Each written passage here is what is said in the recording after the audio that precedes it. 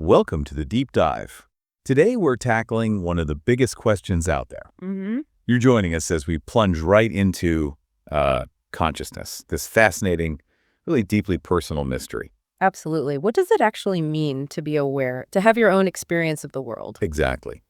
And it's a puzzle, isn't it? It really spans science, philosophy, even, the latest in technology. It really does. And for this deep dive, you've pulled together some really compelling sources, scientific reports on the brain. Yeah. Philosophical analyses trying to pin down the mind. And those forward-looking discussions about AI, artificial intelligence. Right. So our mission here is to kind of navigate all that complexity. Boil it down. Extract the key insights, give you a clear, engaging overview of what we think we know. And maybe more importantly, what we still don't know. Without getting totally lost in academic jargon. Yeah. So let's start with the basics. What does science actually say about consciousness? Well, from a scientific standpoint, it's generally seen as awareness, being aware of yourself and, your surroundings. So perception, thoughts, feelings, all that. Exactly. All encompassing. But pinning down one single definition, that's really tricky. Why is that?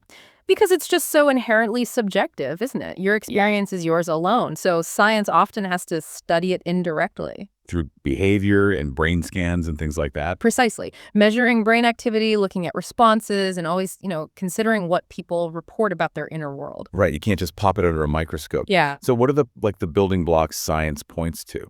Well, the foundation, as our sources really stress, is that incredibly complex network of neurons in your brain.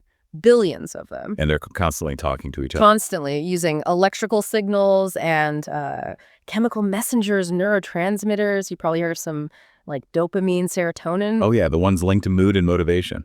Exactly. They directly impact your conscious experience, feeling pleasure, feeling driven. This communication underpins everything. Everything you sense, think, feel. Okay. And within that massive network, are there specific zones that are like hotspots for consciousness? Absolutely. Yeah, certain brain areas seem crucial. The cerebral cortex, that big, wrinkly outer layer, handles the higher level stuff. Perception, thinking, making decisions. Right. Then there's the thalamus. Think of it like a central relay station. With sensory information. Mostly, yeah. Relaying sensory input. But it's also vital for regulating arousal, sleep, wakefulness. Many researchers think the connection between the thalamus and cortex. The thalamocortical system. That's the one. They think that dynamic interaction is really fundamental to conscious experience. Okay, so the thalamus is kind of like the gatekeeper, Yeah. directing traffic to the cortex. That's a pretty good analogy. Yeah. And we shouldn't forget the default mode network, the DMN. Right, I've heard of that. What's its role? Well, it involves areas like the medial prefrontal cortex, posterior cingulate cortex. And it gets really active when you're not focused on the outside world. Like when you're resting or daydreaming. Exactly. Mind wandering, thinking about yourself, your past, your future. It seems linked to our sense of self, our inner narrative. Huh. So when your mind drifts, that specific network lights up. Okay, so we have these parts: neurons, cortex, thalamus, DMN. But how does consciousness itself actually pop out of all that activity? That feels like a huge leap. It does, doesn't it? And that brings us to this concept called emergence. Emergence. Yeah. The idea is that consciousness isn't hiding in one single neuron or spot. It emerges from the incredibly complex interactions of all those billions of parts working together. So like individual musicians playing notes. Kind of. One note isn't a song, right? But put them together in the right way with harmony and rhythm. And you get music. It's something totally new that wasn't in the individual notes. Exactly. Consciousness might be like that song, an emergent property arising from the coordinated music of the brain. The whole becomes something more, something qualitatively different than the sum of its parts. That's a really powerful idea. But it still feels like there's a gap, How do electrical zaps and chemical squirts become the feeling of being me, the richness of experience? And that right there is where philosophy really enters the chat. Ah, okay. So science maps the machinery. Philosophy asks about the ghost in the machine. Sort of, yeah. Philosophy tackles the fundamental nature of it all. And one of the oldest, most persistent questions is the mind-body problem. The relationship between the mental thoughts, consciousness, and the physical, the brain, the body. Precisely. Are they the same thing? Is the mind just what the brain does, or is it something separate, something distinct? And our sources mention a few different angles on this. They do. You've got monism, which basically says it's all one kind of stuff. Either it's all physical, that's materialism. Or maybe it's all mental idealism. Right. And then there's dualism, which argues mind and body are fundamentally different things. And the classic example of dualism is Descartes. René Descartes, yeah, Yeah. 17th century. He argued for substance dualism. The mind is a non-physical thinking substance, totally separate from the physical, extended substance of the body. But that leads to a pretty big problem, doesn't it? A huge one, the interaction problem. If they're totally separate substances, how on earth do they interact? How does your non-physical decision to raise your hand make your physical arm actually move? Yeah, that seems like a major hurdle for dualism. Yeah. Are there other philosophical ideas, ones that try to bridge that gap differently? Yes, definitely. And one that's gained some traction, though it's quite counterintuitive, is panpsychism. And psychism, what's that? Sounds broad. It is. The idea here is that consciousness isn't just limited to complex brains like ours. Instead, it's seen as a fundamental, maybe ubiquitous property of the universe. Wait, so like rocks, electrons, they might have some form of consciousness. In a very, very rudimentary form, according to panpsychists, yes. Maybe just a tiny flicker of subjectivity. Wow, okay. That's a big shift from how we normally think. It is. The appeal for some is that it avoids the problem of consciousness suddenly switching on when matter gets complex enough. If it's there all along, you don't have that emergence problem in the same way. But then you have a different problem, right? How do all those tiny bits of consciousness combine? Exactly. How do elementary particle proto-consciousness fields add up to create your rich, complex inner world? That's called the combination problem, and it's a major challenge for panpsychism. Right. Which leads us nicely to what the philosopher David Chalmers called the hard problem of consciousness. Precisely. Chalmers made this really useful distinction. He talked about the easy problems, which aren't actually easy at all, but Things like explaining how the brain processes information, how we focus attention, store memories, use language. right. Those are problems science can, in principle, tackle by mapping out the mechanisms. We can figure out the neural correlates. But the hard problem, The hard problem is different. It's the question of why and how all that physical processing gives rise to subjective experience.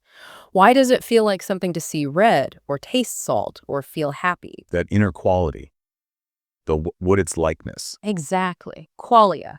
Why isn't all that information processing just happening in the dark, functionally doing its job without any accompanying subjective feeling? No purely mechanistic story seems to fully explain that. It's like describing all the physics of sound waves hitting an eardrum versus actually hearing the music and feeling moved by it. That's a perfect analogy. The description doesn't capture the experience itself. That's the hard problem. Okay. So we've got the brain science, the philosophical quandaries. Yeah. What happens when we throw artificial intelligence into this mix? Can machines be conscious? The million-dollar question. And one that generates a lot of debate. Our sources really emphasize making a distinction here. Between intelligence and awareness. Exactly. AI systems like ChatGPT, for example, are incredibly intelligent in certain ways. They can process staggering amounts of data, solve problems, generate human-like text. Sometimes eerily human-like. Right. But does that capability mean they have awareness? Do they have that subjective inner what it's like experience you and I have? And the current thinking is probably not. The strong consensus, based on the material we looked at, is no, not yet. Anyway, ChatGPT works by spotting statistical patterns in the vast ocean of text it was trained on. So it's like a super sophisticated mimic. That's a common analogy, a stochastic parrot. It can generate text that sounds meaningful, even insightful or emotional, but it doesn't understand or feel in the way we do.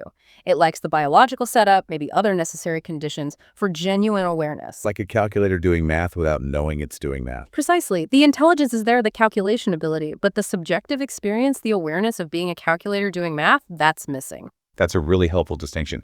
Intelligence versus awareness.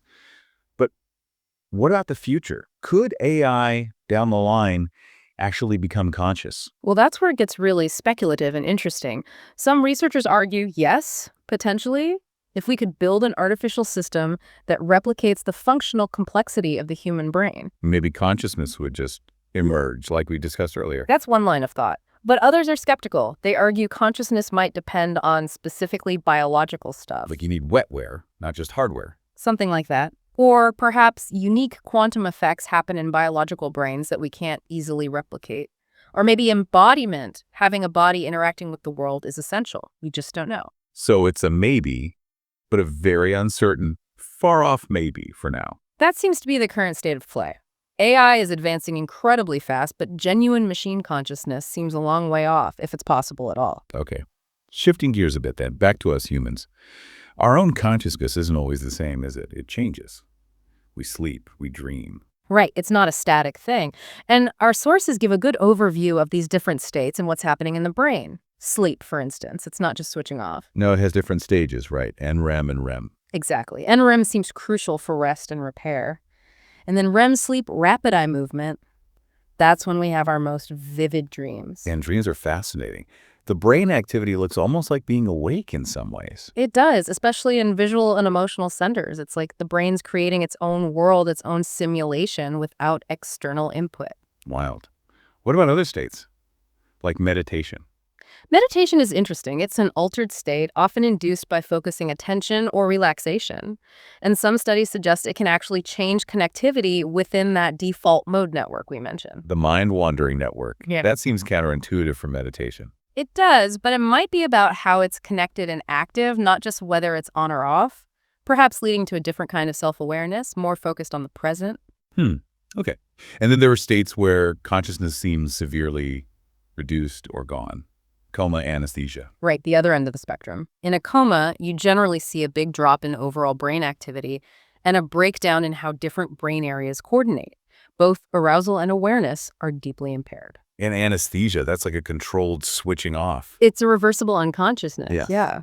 It works largely by suppressing activity in the cortex and, crucially, disrupting communication within that thalamocortical system. Ah, that thalamus-cortex loop again. Seems really central. It does appear vital. It suggests there isn't one single on-off switch, but consciousness depends on this complex, integrated, dynamic activity across key networks. And our sources mentioned some theories trying to explain how that integration happens. Yes, a couple of prominent ones. There's the global workspace theory. It suggests consciousness is like a blackboard in the brain. When information gets broadcast widely onto this workspace, it becomes conscious, available for lots of different processes to use. So shared information equals consciousness. In essence, yes. Then there's integrated information theory, or IIT. Okay, what's that one? IIT proposes that consciousness is directly related to a system's capacity to integrate information. The more interconnected and unified the information processing, the higher the level of consciousness. It even tries to assign a mathematical value, phi, to this capacity. Wow. Trying to quantify consciousness. And you mentioned studies with patients. Yes, research using things like high-definition brain stimulation, HD-TDCS, and EEG recordings in patients with disorders of consciousness. They found that interventions boosting certain brainwave frequencies, especially those involving thalamocortical synchrony, can sometimes correlate with improvements in awareness. Which again points back to that integrated network activity being key. Exactly. It reinforces that idea. Okay. So we've covered a lot of ground, the biology, the philosophy, AI, different states. As we kind of start to wrap up this deep dive, what's the main takeaway? Where does all this leave us? Well, I think the biggest takeaway, honestly, is that consciousness is still fundamentally mysterious. Yeah, despite all the progress. Despite incredible advances in neuroscience, sophisticated philosophical arguments, we still haven't cracked it. We haven't solved how subjective experience, that feeling of being, arises from physical stuff. The hard problem is still very much with us. And it's not just some abstract puzzle for scientists and philosophers, is it? Understanding this matters. Hugely. Think about medicine treating brain injuries, disorders of consciousness.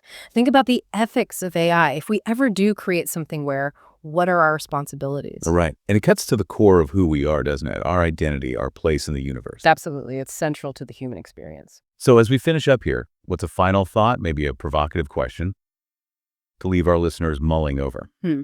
Maybe this. Think about your own consciousness right now. Is it, as some suggest, just a really complex illusion generated by your brain's biology, an emergent property that arises from complexity? Or could it be something more fundamental, something woven into the fabric of reality itself, as ideas like panpsychism hint?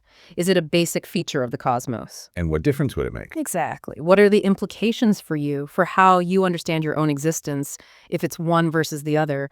What does it mean to be you, depending on that answer? That is definitely something to chew on. Thank you. This has been a fascinating exploration. My pleasure. It's an endlessly compelling topic, isn't it? Always more questions. It really is. And thank you, our listeners, for joining us on this deep dive into consciousness. We hope it's given you a good shortcut to getting your head around this incredibly complex subject. Maybe as you go about your day, just pause for a moment and appreciate the sheer fact of your awareness. Until our next deep dive.